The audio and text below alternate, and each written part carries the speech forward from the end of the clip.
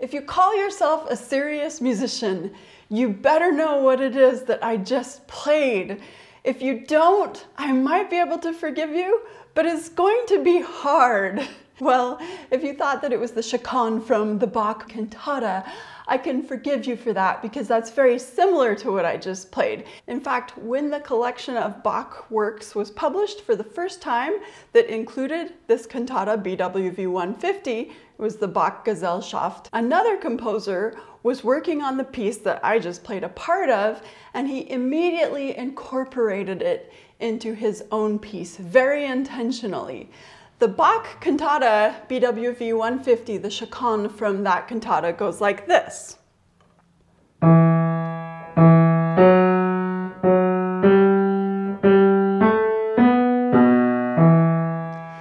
So the piece that I just played the opening of for you adds one pitch. It goes up like the Bach, but then we get this one extra A sharp.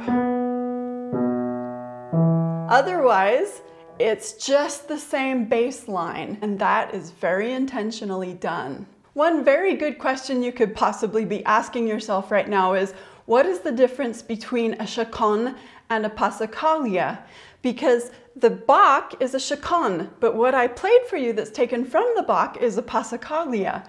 The difference is that in the chaconne, the bass line repeats over and over again. In a passacaglia, the bass harmony can move up and down all the different voices. It's not relegated to the bass line. And in the piece whose opening measures I played for you initially, that bass moves up and down through all different voices, including a very famous flute solo that we have within this piece. What I find most remarkable about this piece is that you can listen to it and hear such variety of emotion and orchestral treatment of this passacaglia. You could listen to it many, many times over and never even say to yourself, wow, that bass harmony just gets repeated again and again and again. You might not even notice if you're not specifically listening for it. But I probably don't need to act all mysterious like this and not tell you what the piece is, because I imagine you're going to find it easily enough in my video title and description. So yes, what I played for you is the opening of the Brahms Symphony No. 4 final movement. And I'm going to go ahead and say that the reason I'm making a big deal out of telling you that you should recognize this is that I'm always surprised how often I teach this excerpt and I ask my students, have you heard this symphony? And they say no. You must know the Brahms symphonies. What's the point of being a music major if you don't know and love this music? I'm going to go ahead and quickly tell you a personal story. When I was growing up in junior high and high school, and I knew from the time I was a kid that I was going to be a musician, my parents had a big, wonderful collection of LPs, and I would often sort through their LPs and find pieces of music, masterworks, and sit and listen to them. One that I remember very well is the Beethoven Ninth Symphony. I listened to that over and over and over again. In fact, so many times that in the room where I would sit and listen to this music, there was a plant. And I was often looking at that plant because that was in my field of view while I was listening to the Beethoven Ninth chorus. That plant seemed to take on these amazing, magical, mystical qualities because all my feelings about the music were kind of transferred into the plant. So if you're a music major, especially if you play an orchestral instrument, you are doing yourself a disservice if you don't know thoroughly and love these great masterworks of music. I hope I've made my point, and that is the end of this part of my lecture today. Let's talk about some of the things that make this piece of music so important, because it's really not just that it's wonderful music, it's also the historical context, and you really have to understand that context to find the appropriate place in your heart for this work. Brahms came from a long line of amazing Austro-German tradition composers, and at the time that he wrote this, Germany and Austria were changing drastically and forever. The symphony was finished in 1885, and Germany was unified for the first time in 1871. Germany as a country was very fascinated with the idea of imperial expansion, and they were quite resentful of the British and their empire. So Brahms, writing this in 1885, in the middle of all of this new feeling of nationalistic sentiment, was very much looking back on his long heritage of Austro-German music. And the composers who preceded him, he very consciously gave a nod to Bach by incorporating his Chaconne. He was not only giving a nod to Bach and earlier composers, because the Chaconne form was developed far before Bach came along, around 1600, but he was also kind of saying goodbye to it. And you can hear that in this symphony, how dark it is and kind of autumnal. It's not spring, it's not the resurgence of hope.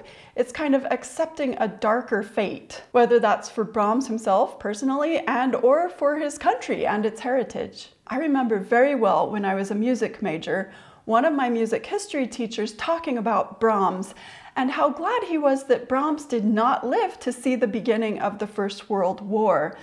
Brahms died in 1897 and he was 63 years old. He would have had to live to be 81 to see the beginning of the First World War, but perhaps it is kind of a mercy that he did not see that because he was such a sensitive artist. The death of his mother in 1865 affected him so profoundly that he wrote the German Requiem, which is one of the greatest masterworks of music that everyone knows and loves. And some speculate that the death of Clara Schumann, who was so important to him in 1896, kind of hastened his own death in 1897, just the next year. Perhaps, even though we all think we want to live as long as we can, it really was a mercy for him, being this sensitive soul, that he did not live to see his country plummeted into the First World War. With Brahms trying to sum up and kind of say farewell to this heritage of German composers that came before him, it makes a lot of sense that he would give a nod way back to J.S. Bach, who lived 1685 to 1750.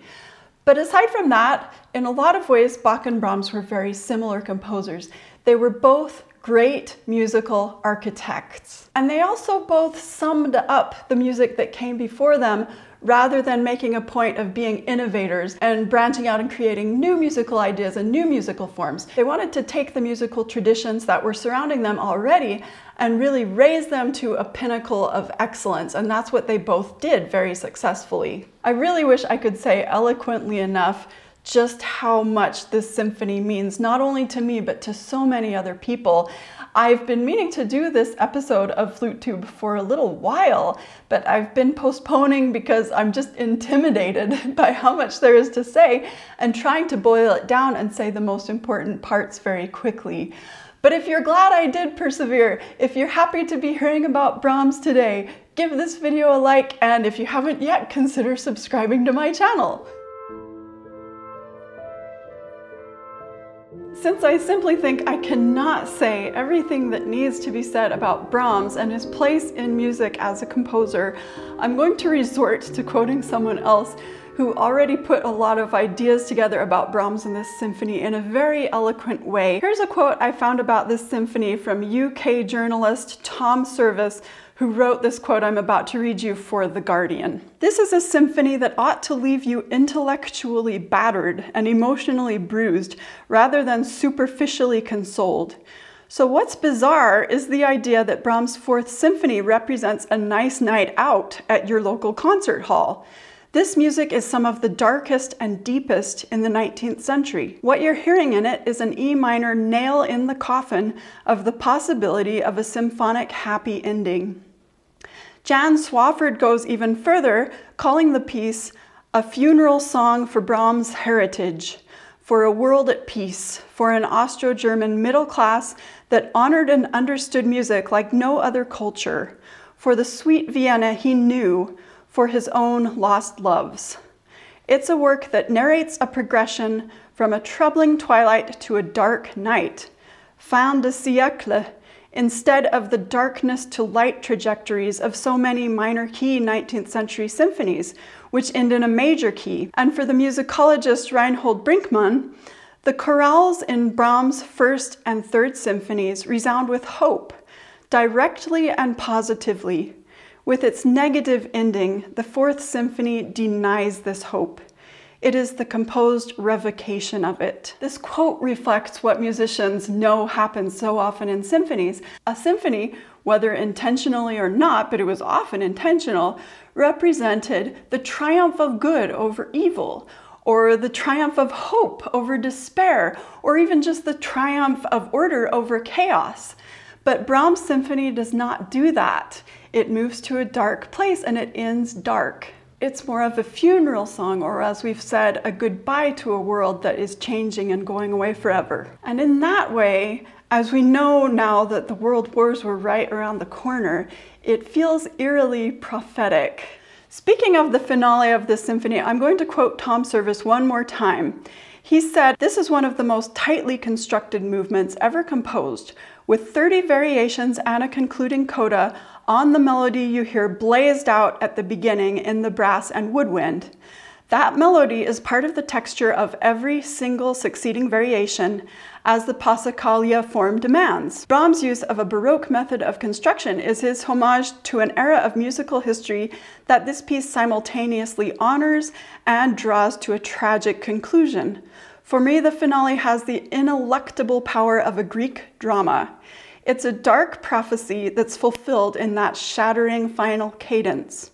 The journey from Brahms' First Symphony to his Fourth is from optimism to pessimism, from the possibility of reshaping the world to a resignation at its essential melancholy. By 1885, in his early 50s but already somehow an old man, that was a historical trajectory that Brahms felt to be his own as well. Yet like all tragedies, the Fourth Symphony has a cathartic power, which is one explanation at least for the popularity of this despairing, troubling, and astonishing symphony.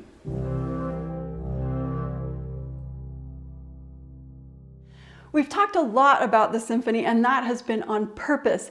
It's really not my goal here to give you an exhaustive lesson on this flute excerpt and how to perform it. I've heard so many flutists and other musicians who are not flutists say that what's really incredibly difficult about this flute excerpt is capturing the feeling of it, capturing the musical expression. And that's why it's so important to have a dedicated chunk of your heart that understands this symphony and wants to bring it across to the audience. As you're working on this excerpt and striving to bring out its expression, remember above all that Brahms is an architect. This solo is made up of so many small sub-phrases that it can be tempting to play it as many different little phrases, but it's really one large phrase. Remember that every time you breathe, the orchestra is filling in your rest. So in fact, you have no rests.